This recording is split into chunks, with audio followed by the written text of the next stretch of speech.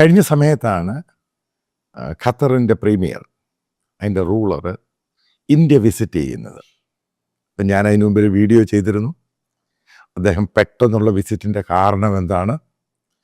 കാരണം ട്രംപ് വന്ന ശേഷം ഇന്ത്യൻ പ്രധാനമന്ത്രി ബെഞ്ചമിൻ നെതന്യാഹുവിന് ശേഷം വിളിപ്പിച്ച് സംസാരിക്കുന്നു ട്രംപുമായിട്ടുള്ള പേഴ്സണൽ ബന്ധം. ആ സമയത്ത് ട്രംപ് വളരെ കൃത്യമായിട്ട് ഇസ്രായേലിൻ്റെ, ഹമാസിൻ്റെ, ഇറാൻ്റെ കാര്യം പറഞ്ഞിരുന്നു. അതിൻ്റെ സൂചന കൊടുത്തത് ഖത്തറിനെ പാഠം പഠിപ്പിക്കും. അതിൻ്റെ പേരിൽ ഇന്ത്യയുടെ വക്കാലത്തുമായിട്ട് ഇന്ത്യ ഏതെങ്കിലും രീതിയിൽ പറഞ്ഞ് മനസ്സിലാക്കി ട്രംപ് അഡ്മിനിസ്ട്രേഷനുമായിട്ട് നല്ല രീതിയിൽ പോവുക. ഇതാണ് ഖത്തർ രാജാവിൻ്റെ ഇന്ത്യ സന്ദർശനത്തിൻ്റെ ഉദ്ദേശ ലക്ഷ്യമെന്ന് ഞാൻ പറഞ്ഞു. അപ്പോൾ അതുമായിട്ടൊക്കെ ബന്ധപ്പെട്ട പല വീഡിയോ ഇറങ്ങി. ഞാൻ അതിനു മുമ്പ് ഒരു വീഡിയോ ചെയ്തിരുന്നു.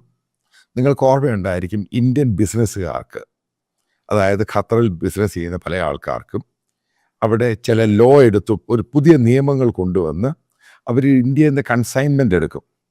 അതിനുശേഷം അവിടുന്ന് തള്ളാൻ തുടങ്ങി. വലിയ നഷ്ടത്തിലായി. കാരണം നാമക്കലുള്ള എഗ് ഡീലേഴ്സ്, മുട്ടക്കച്ചവടക്കാർ, അതേപോലെ ഗുജറാത്തിൽ നിന്നും ടൈൽസ് എടുക്കുന്നവർ, അങ്ങനെ പല രീതിയിലുള്ളവർക്ക്.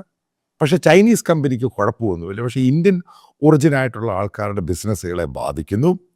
അതേപോലെ തന്നെ മറ്റൊരു വീഡിയോയിൽ ഞാൻ പറയുന്നുണ്ട്, ഇന്ത്യക്കാരായിട്ട് അവിടെ വർക്ക് ചെയ്യുകയും ജോലിയും ബിസിനസ്സൊക്കെ ചെയ്യുന്നവരുടെ അവരുടെ റിലേറ്റീവ്സിന് മക്കൾ ഇന്ത്യൻ വിസയിൽ, അതായത് ജോബ് വിസ, അതായത് ലേബർ വിസ എന്നൊക്കെ പറയുന്ന പോലെ, അതിനകത്ത് ഇന്ത്യയിലുള്ള ഹിന്ദുക്കളെയും ക്രിസ്ത്യാനികളെയും ഒഴിവാക്കുന്നു ഖത്തർ.